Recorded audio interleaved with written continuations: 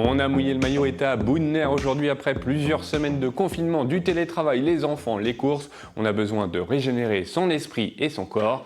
Quoi de mieux que le yoga pour retrouver de la sagesse. Bonjour Lucille. Bonjour. Bon, vous allez être ma prof de yoga, je vous préviens, je suis pas souple du tout, c'est pas grave? Non, c'est pas grave. D'accord. Il vaut mieux.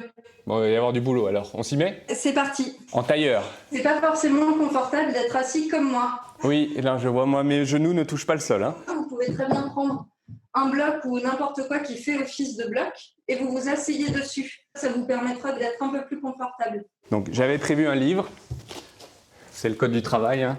Je vais m'asseoir dessus. Hop. Ah, effectivement, on est mieux. L'idée ici, on va juste se poser quelques minutes pour la respiration. Observez le chemin de votre souffle à l'intérieur de votre corps. Relâchez les épaules, relâchez les trapèzes. Et dans le même temps, lorsque vous inspirez, on repousse le sommet du crâne vers le ciel. On essaie d'allonger un peu plus la colonne vertébrale. On va commencer à entrer en mouvement. Vous allez reculer les coudes vers l'arrière. Alors vous, ça fait une superbe forme géométrique, mais moi, c'est une pieuvre un peu là. Alors ça, c'est une posture traditionnelle du yoga, hein. Ce chien tête en bas. C'est vrai que c'est la posture de référence. C'est ça. Comment vous faites pour pas bouger comme ça là? C'est impressionnant votre stabilité. Elle fait un angle à 90 degrés. Hein. Moi, ça doit être à 30, non?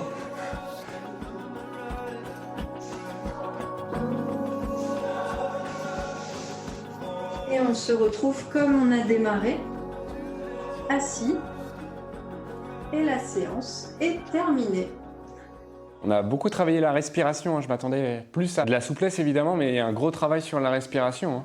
C'est vraiment clé en yoga. La pratique n'est pas à propos de performance physique, elle est vraiment à propos de pouvoir suivre son souffle et que le souffle reste libre. Moi, j'ai du travail sur ça, hein, parce que mon souffle a été saccadé. En cette période de confinement, le yoga, c'est plutôt pas mal pour la forme, pour le moral? Un peu pour les deux, parce qu'en fait, quand on est stressé, on respire juste ici. La respiration s'arrête ici, on respire un petit peu comme ça.